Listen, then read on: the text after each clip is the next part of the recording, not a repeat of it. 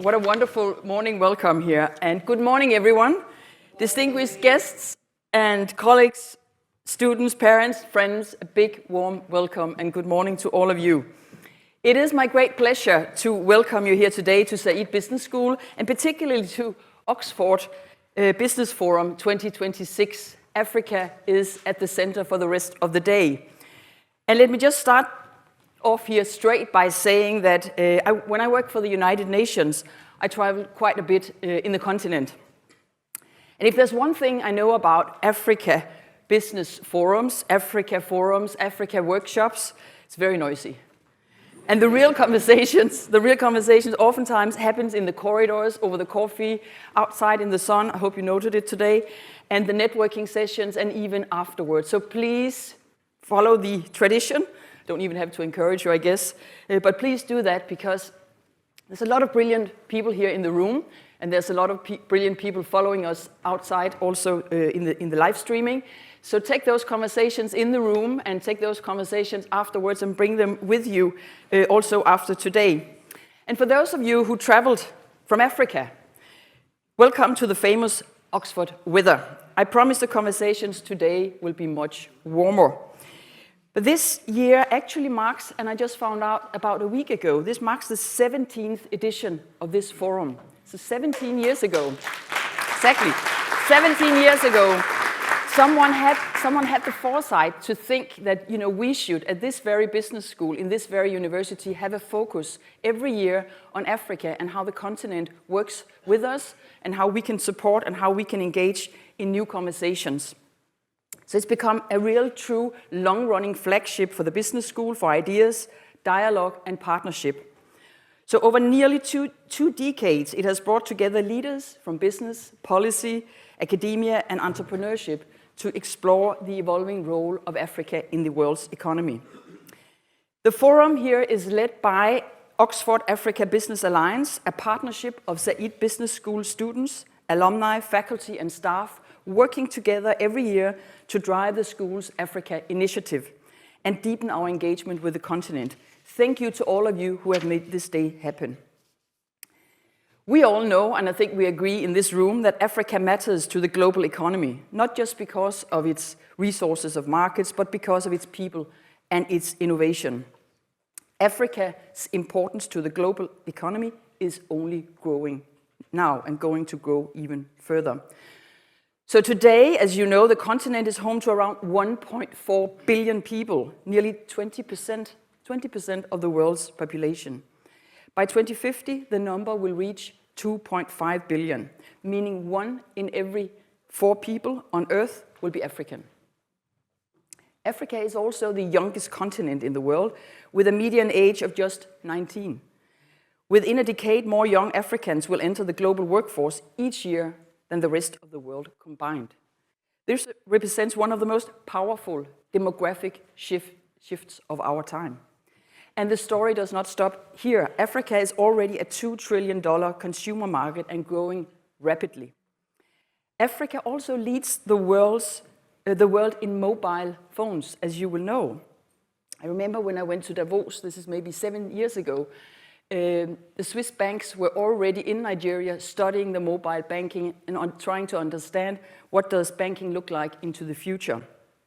Around 70% of the world's mobile money transactions, 70%, happen on the continent, with over 780 million registered mobile accounts, transforming how millions of people save, invest, and build businesses.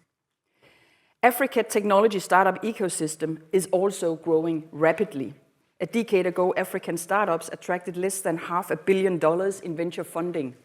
Today, that figure has reached several billions annually, signaling the rise of one of the world's most exciting entrepreneurial ecosystems. Some estimates suggest that Africa's digital economy alone could be worth $700 billion by 2050, driven by fintech, e-commerce, digital services, and a generation of young tech entrepreneurs. And there's another, of course, important dimension. Africa holds 30% of the world's known mineral reserves, including many of those critical minerals needed for the global transition and energy transition and electric vehicles.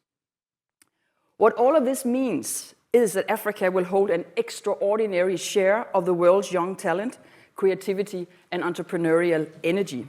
Investment in education, skills, jobs, enterprise is therefore not only an African priority, it's a global priority. And the choices we make today about investment, policy, partnerships, leadership will shape the trajectory and inclusive growth for decades to come. So I'm, of course, very proud here to welcome you to Saïd Business School and to let you all know that we believe that talent is everywhere, but opportunity is not always evenly distributed. Representation matters. So across many leading MBA programs in the world, African students often make up less than 2% of the cohorts. I'm very proud to say that here at Oxford Saïd Business School, we have intentionally worked over the past 2 decades to change that. So today, around 10%, exactly, 10% of our MBA class actually arrives from Africa, representing more than 10 African nationalities, and over half of those students are African women. This commitment, yes, let's celebrate that. Let us indeed celebrate that. The commitment comes back, as I said, to 2017, when the school made a pledge to invest in the African continent, and this extraordinary talent and commitment exists today, and it is a commitment that we are determined to continue to grow. We know that funding is a significant barrier to studying at Oxford, so that is why we made a substantial investment in scholarship for African students, and we will continue to do so. So help us on that journey as well. This requires partnerships, and we're always looking to work with individuals, organizations, institutions who share our vision and share a vision of investing in Africa's talent and long-term development. I will say that importantly, the Africa Initiative is not only about impact for our African students here in Oxford and their home countries. It's also about educating and engaging the rest of the students in our classrooms from around the world, as well as the wider Oxford community and the global business audience, many of you engaging in this day here today. It's about building deeper understanding of the opportunities in Africa and learning how to engage responsibly and effectively. The ripple effects show up in careers, investment decisions, entrepreneurship, and the influence of our alumni worldwide, because we believe that education is one of the most powerful forces for changing the world. So today's forum is themed Africa at a Crossroad, defining growth in an era of technological and geopolitical change. The premise is simple. The rules of growth are shifting. Technology, capital flows, climate realities, and geopolitical dynamics are reshaping the global economy. And Africa has a real opportunity to shape its own trajectory within this new global order. So you will note a deliberate arc across today's program. We will begin with Africa's place in the global economy and geopolitics, move into how growth is financed. We will explore technology and examine energy transition and climate resilience. And then we'll zoom out to consider leadership and cultural power.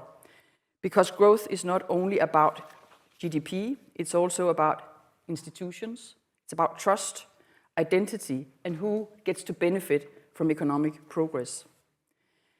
So before we begin, I would like to offer my sincere thanks to everyone who has made today possible, to all of the speakers who are with us here today, and thank you for giving your time and sharing your insights with us.